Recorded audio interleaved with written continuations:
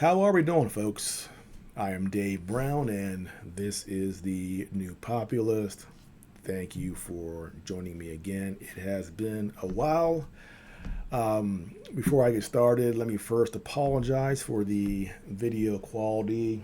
My normal camera, unfortunately, took a gigantic crap on me and just stopped working, so I am operating with my backup camera, which is not as good. So again, sorry about the quality and any skips that happen in the video. Uh, I'll get a new camera at some point in the future, obviously. Today is August 15th, Friday, and we have President Trump and Vladimir Putin meeting in Alaska to hopefully move us one step closer to resolving this Russia-Ukraine war. What will come of it? Who knows? Nothing's can be taken for granted, but it is an important step, and hopefully it will be the first domino that falls that leads to the end of this conflict with Ukraine. We'll just have to wait and see.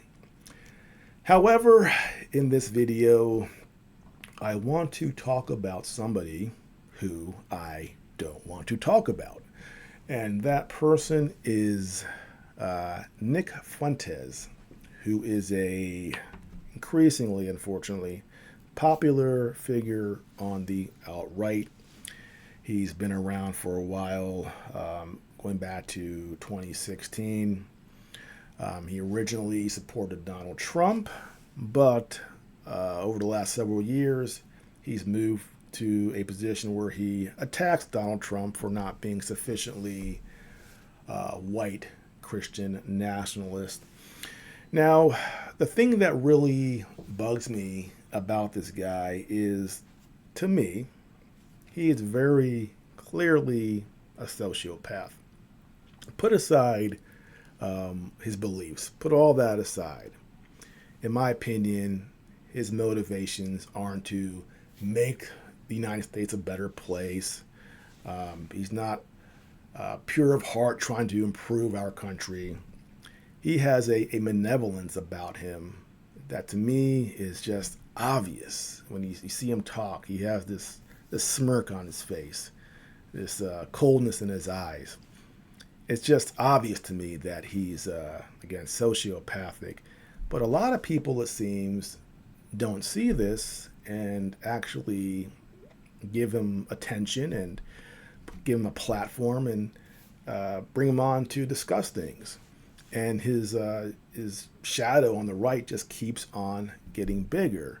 And in my opinion, that is going to be a really bad thing for the movement on the right. Now, let me differentiate between a sociopath and somebody who is a true believer, because that is an important distinction. For example, Ben Shapiro. I am not a fan of Ben Shapiro. He is a avid Zionist, and he argues endlessly for the state of Israel and their actions in Gaza. Now, with Ben Shapiro, however, I don't necessarily view him as a sociopath, even though he supports these policies that are killing a lot of people. When you are a true believer, when you are married to an ideology 100%, it's hard to back off that and see yourself from a neutral position and go, am I really supporting the right thing here? People like Shapiro are just 100% bought in, and it's impossible for them to really have honest introspection and look at their ideology and critique it honestly. So Ben Shapiro, when it comes to Zionism and Israel, I think he's just a true believer. He's not necessarily motivated by animus, and he's not necessarily malevolent in the sense that he knows what he's doing is wrong. He has his position. He's had it his entire life, and he just cannot see outside himself. So I make that distinction because a sociopath, in my opinion, someone like a Nick Fuentes, he knows better but he chooses to do that because, again, he's a sociopath and he is motivated by malevolence, not by a sincere wanting to improve the country. And who is Nick Fuentes' audience? Who watches this stuff? Well, it's pretty obvious. It's white males between 18 and say 40 who are disaffected, unhappy, and looking for something else, looking for someone else to lead them. And that's where he found his niche, Nick Fuentes, this white nationalist Christian, ideology. He saw the opportunity, he saw the void there, and he stepped into it. And he is, as Tucker Carlson pointed out, a very good orator. He's good in front of a camera. He's very talented. And when it comes to being a demagogue, having those talents really do help. And that has helped him carve out a section of the right for himself. And the mistake that people make with him, and I think this is the mistake that Candace Owens made and Tucker Carlson made, is with a person like him, you don't, as soon as you engage him, as soon as you talk about him, which is what I'm doing right now, he wins.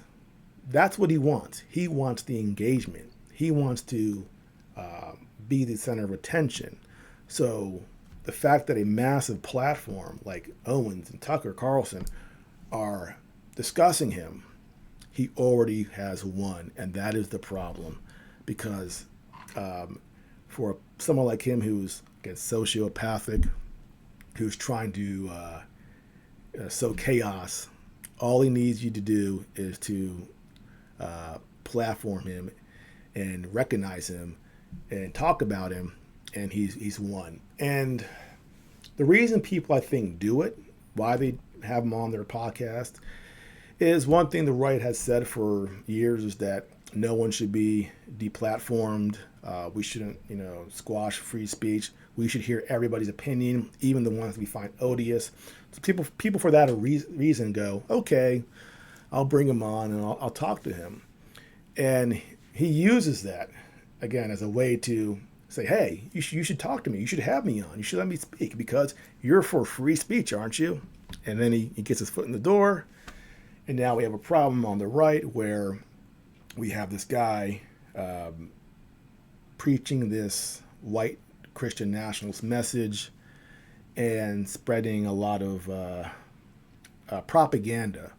Now, the best way to spread propaganda, the most effective way, is to take those lies, that disinformation, sorry to use that word, disinformation, and wrap it with a lot of truth. That's how you're most effective. You say things that are 99% true, and then you slip in that 1%. That's BS. That sort of takes you over the cliff. And that's what he does when he talks about, for example, the Jews in America. He will repeat things from X about the Talmud or about the Bolsheviks and go, see how bad these Jews are. And some of what he says has some truth to it, but there's also a lot of lies packed in. Now I'll just give you one example because I see this one all the time, and it's one that people like him repeat ad nauseum, and that is the issue of the Bolsheviks in Russia. They will claim that the Bolshevik movement was a Jewish movement. Now, is that true? Well, Marx was Jewish. However, his partner in crime, Engels, was not. And after Marx died, it was really Engels who kept pushing the ideology and took the reins over. So Engels should share in a lot of this because he was the patron for Marx, providing money for him, funding him. But specifically in Russia, the father of Russian Marxism was an ethnic Russian, not a Jew. So there were tons of ethnic Russians, obviously, who were involved in the Bolshevik movement. And yes, there were a lot of prominent Jews that were prominent in this movement as well, Trotsky being one of them. And of course, the leader who took over in 1917 after the successful revolution was Vladimir Lenin, who was not Jewish. However, again, because these people are clever and they are frauds and they spread half truths. Lenin, it was discovered by his sister after he died that their grandmother on their mom's side was actually Jewish. So he was part ethnic Russian, part Swedish, and part Jewish, but this wasn't discovered until after he died.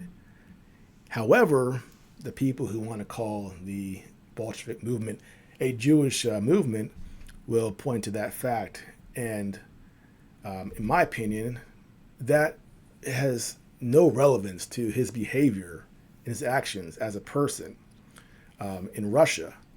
That fact that he didn't know that he was a quarter Jewish. What actual influence did it have on him? Zero. But again, some of these people out there will point to that and go, oh, see, he was Jewish. No, he wasn't. I myself am a quarter Jewish by ethnicity. However, I was raised as a Christian, and that's what I identify as today. That 25% of Ashkenazi Jewish blood doesn't make me Jewish. However, one drop will, right? You got one drop, and these real anti-Semites will scream that you are Jewish. So that thing about the Bolsheviks is, again, it's everywhere on X, and there were the prominent Jews within the Bolshevik movement, but the majority actually were ethnic Russian. Now, after Lenin died in 1924, who took over? Joseph Stalin. He was a Georgian. He later in the 1930s executed some of the Jewish Bolsheviks, Zinoviev, Kamenev, in the show trials. So they were gone. And then in 1940, he sent an assassin to Mexico City, and that assassin put I think it was an ice pick or something, into Trotsky's head and killed him. So the Stalin led the Soviet Union for, what was it? He died in the 50s, so almost 30 years. And, under him, the prominent leadership was not Jewish. So, yes, a lot of prominent Jews in the Bolshevik movement, but it was not a Jewish movement. So that's just one of the pieces of propaganda that you see spit out on X. And I could spend hours and hours and hours debunking some of these memes. And part of me thinks that some of the people who are pushing these memes are doing it on purpose in order to make people on the right look stupid when they repeat them. Because I've seen people who mean well, who I think are sincere, get suckered into repeating some of these things that aren't true. And when they do that, they discredit themselves. And on that note, there's actually one more I'll bring up because it's dumb. Not dumb, but it's there's no real truth behind it, and that is the Khazar theory, that there was this mass conversion of these Khazars to Judaism, and that the Ashkenazi Jews are these Khazars, they're not from the Middle East. Well, here's the problem. We have actual genetic studies that show Ashkenazi Jews have Middle Eastern blood from the area of modern-day Israel. What happened was Jews moved out of Israel into Europe. The men married the European women who converted to Judaism. And over 1,500 years, a lot of the European Jewish blood, or a lot of the Jews in Europe, became very much European ethnically. So one study showed that Ashkenazi Jews are between 50 and 80% genetically European, and that the majority of Ashkenazi Jews can actually trace their maternal ancestry back to 4 European women who were sort of like founders of the Ashkenazi Jews in Europe. So there are scientific studies done that can trace back people's lineages and give a good foundation for where they came from. So we have those. So anybody who can repeat the Khazar theory, you're repeating propaganda that's going to make you look like a freaking idiot. So be very careful what you retweet on Twitter or X, whatever, because there's a lot of garbage there. And good people make themselves look stupid by repeating it and not doing all their research. Now, the last thing I want to discuss is this issue about Fuentes being a Fed. I see a lot of that. He's a Fed. And I think that's actually a stupid, claim to make. And here's why. Jasmine Crockett. We're all familiar with this idiot from Texas. If you're on the right, it's actually good that Jasmine Crockett gets a lot of media time because she makes the left look like idiots. So I would love her to get more airtime. Bring her on CNN. Bring her on MSNBC. Let her talk as long as she wants. The more she talks, the dumber the left looks. And that's the same thing with someone like a Fuentes. People point out that he wasn't charged on January 6th, even though he was there at the Capitol encouraging people to break the law.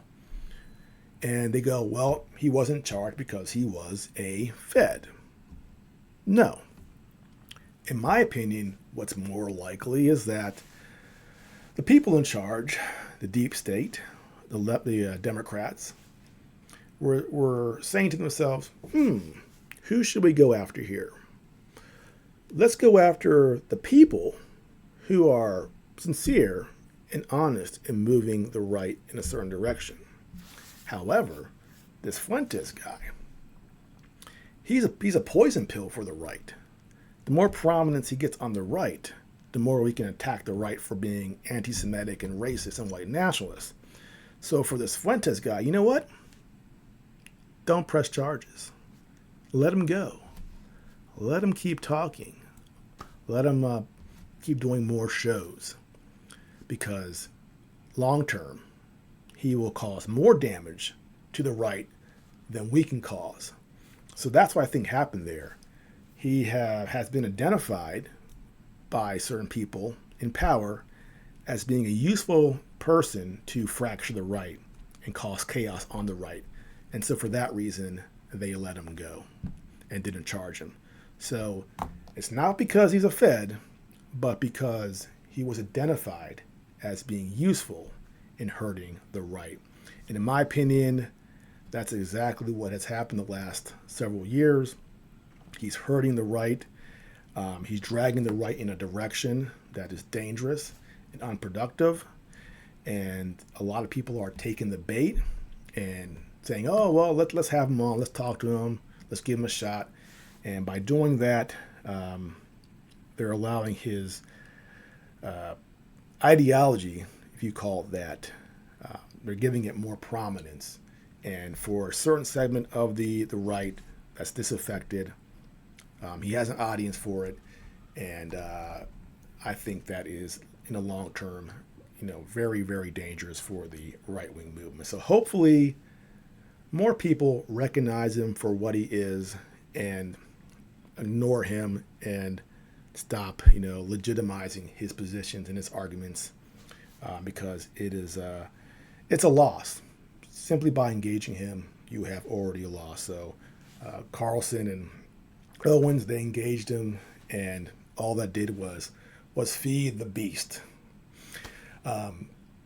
There's a movie, Fifth Element, where they have this thing in space, that this ball that's ultimate evil in this movie, and they try to destroy it by shooting it with all these advanced weapons from spaceships.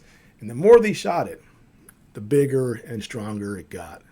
And that's what this guy is. The more you fire shots at him, it just makes him stronger. You cannot defeat trolls, sociopathic trolls on the internet. They always win. All you can do is just keep it moving and ignore them. I know that there's irony in me saying that since I'm doing this video about him, but I do it because I want to aware other people, not him, other people who are sort of being suckered in. I want to aware them on what this person is and to avoid this person and not legitimize his viewpoints and his arguments, because, again, it's going to be destructive for the cause on the right. Well, that is it for now. If you are new to my channel, like and subscribe, and I will see you next time.